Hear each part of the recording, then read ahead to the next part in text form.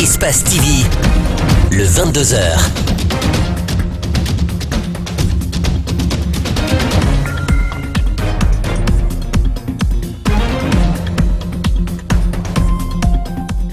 Signature d'un protocole d'accord entre l'Institut supérieur des sciences de l'éducation de Guinée et le consortium finlandais de l'enseignement sur la formation des formateurs. Dans le document, la Finlande s'engage à aider la Guinée à qualifier son système éducatif. Abdourahmane Ba, Alusseini et Camara pour le reportage. Un protocole d'accord sur la formation des formateurs guinéens. Voici l'objet de cette rencontre du ministère de l'Enseignement supérieur et du groupe finlandais de l'enseignement. La Finlande, pays avancé dans le système éducatif, propose son aide à la Guinée. Notre objectif, c'est de vous envoyer nos professeurs, en tout cas la haute qualité de l'enseignement, pour vous accompagner dans la réforme de notre système éducatif guinéen. Depuis la réélection du président Alpha Condé, le ministère de l'Enseignement supérieur a engagé des réformes du système éducatif. La chef de cabinet du département estime que c'est une opportunité pour la Guinée de s'inspirer de l'école finlandaise. Pour avoir des étudiants de haut niveau, des étudiants qualifiés, il faut qu'il y ait des enseignants qualifiés, des enseignants de haut niveau. Nous en sommes tous conscients.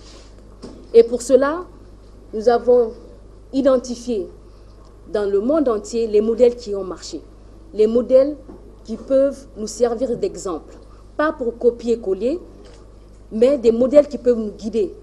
Quant au directeur de l'Institut supérieur des sciences et de l'éducation de Guinée qui bénéficiera de cette formation, il exprime sa gratitude par rapport à cette formation apportée par la Finlande à l'éducation guinéenne.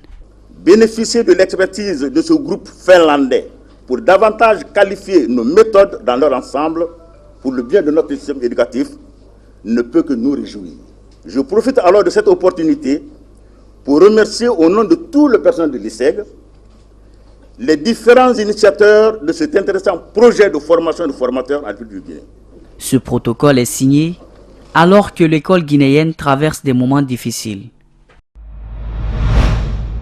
La 26e session du conseil d'administration du fonds d'entretien routier s'est tenue ce mercredi.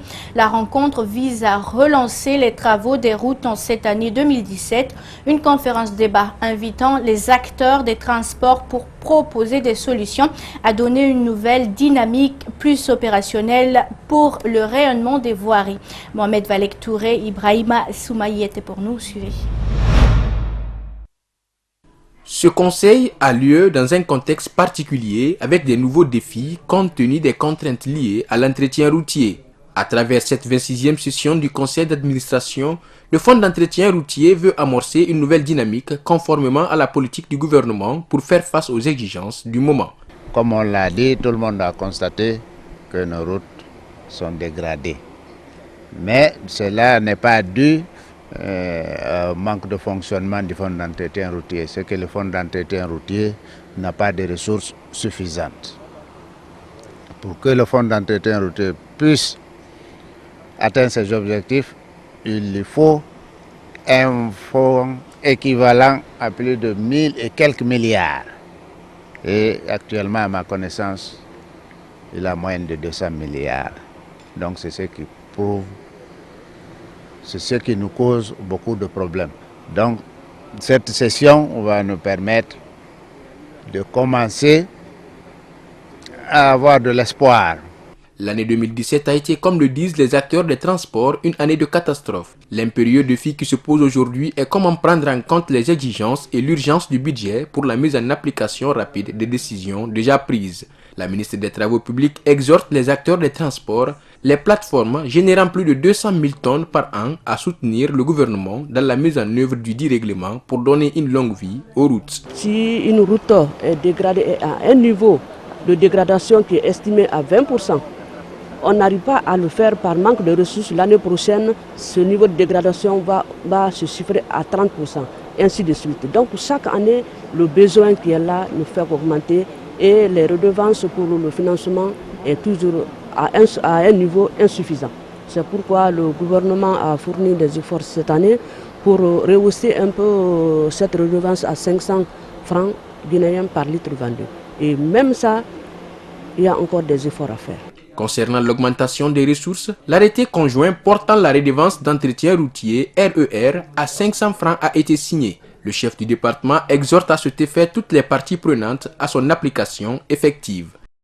Aujourd'hui, nous avons le financement de la BID qui va faire la route d'Aboula-Koursa.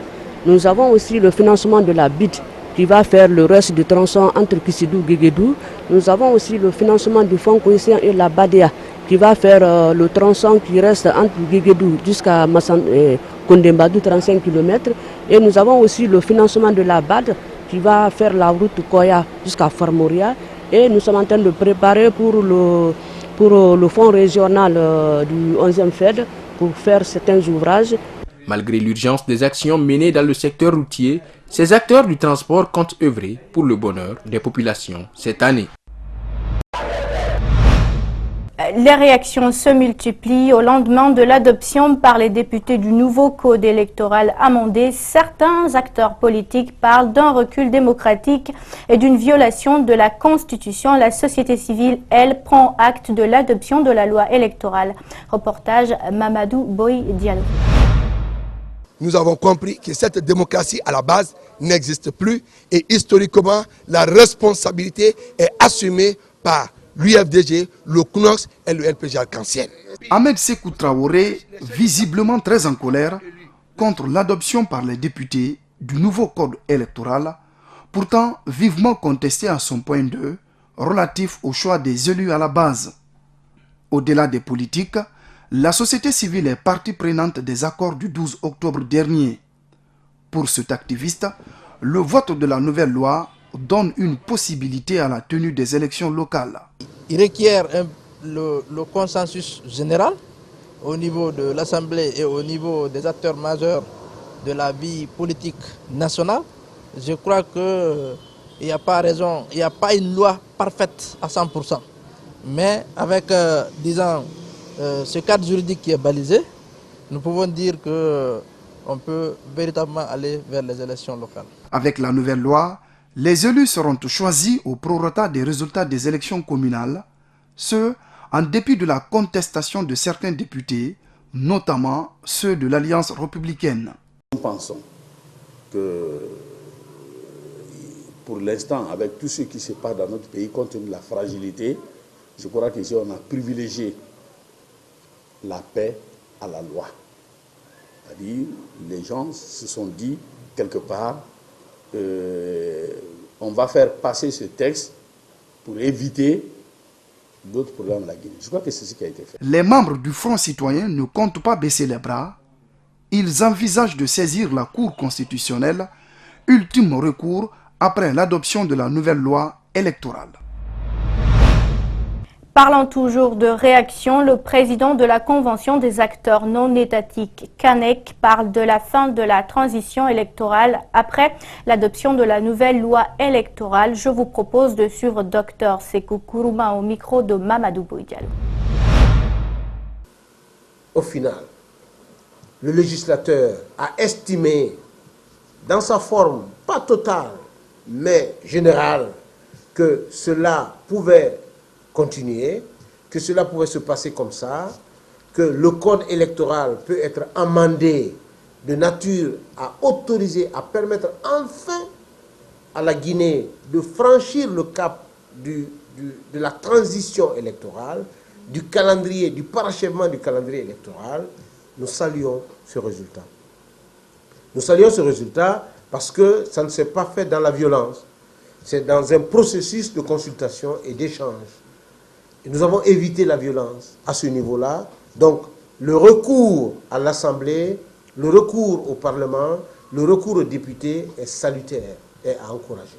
À partir de ce moment-là, c'est une autre épreuve politique qui s'annonce pour la Guinée. Autre chose dans cette édition, l'intersyndicale de l'éducation fait le point des négociations qui ont eu lieu avec le président de la République pour décrypter la crise des enseignants. Lors d'une conférence de presse, les syndicalistes ont indiqué que les négociations ont permis l'obtention d'un certain nombre d'acquis, des acquis qui ont permis la suspension de la grève et la reprise des cours. Les explications de Mohamed Valek Touré. Pendant plusieurs jours, le mouvement syndical guinéen a côtoyé le président Alpha Condé pour discuter de la crise des enseignants qui a conduit à un congé forcé de 2 semaines pour l'école guinéenne. La rencontre de jeudi a porté sur les acquis obtenus lors des négociations avec le chef de l'État. Le gouvernement et le syndicat se sont accordés.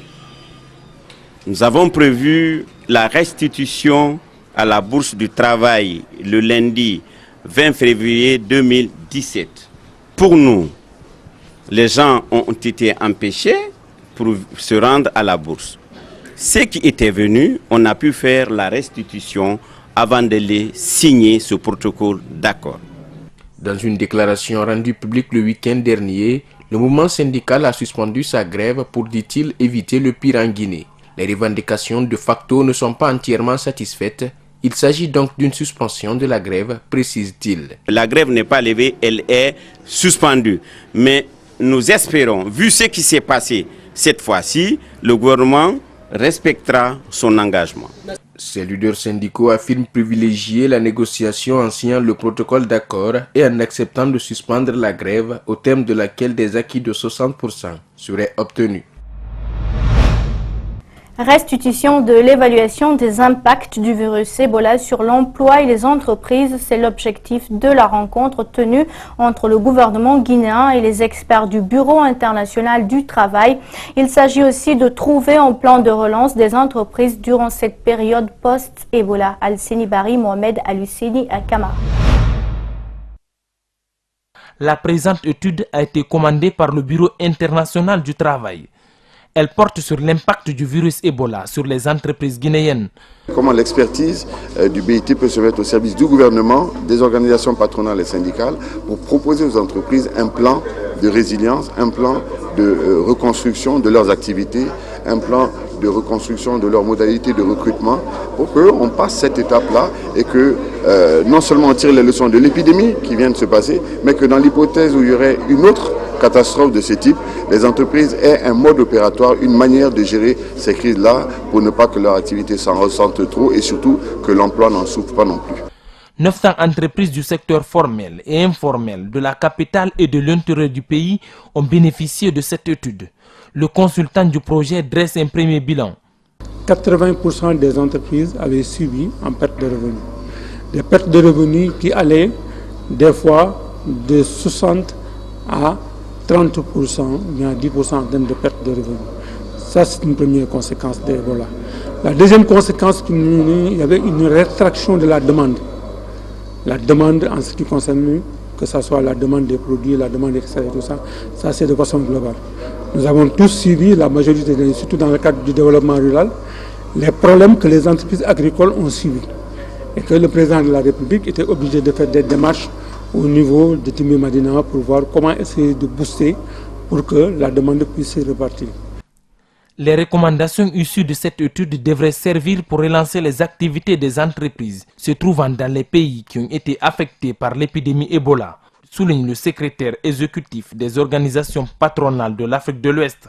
Et nous avons l'espoir que cette étude ait une bonne conclusion, de telle sorte que ce projet pilote-là puisse servir aussi en Sierra Leone, au Libéria, où ils ont connu les mêmes affaires. Puisque nous sommes une organisation régionale et notre intérêt, c'est que tous les patronats marchent et que les entreprises soient... Vous savez, quand l'entreprise marche, elle paye des impôts. Et ces impôts-là, c'est ce que l'État prend pour faire la politique sociale, la politique économique. Les experts qui ont mené l'enquête ont fait des propositions et les ont soumis au gouvernement qui devrait les examiner avant validation. Et c'est tout pour cette grande édition d'information à tous. Merci de l'avoir suivi. Merci également à l'équipe de la rédaction ainsi qu'à celle technique. Surtout, restez avec nous. Nos programmes continuent sur Espace TV. Merci et au revoir.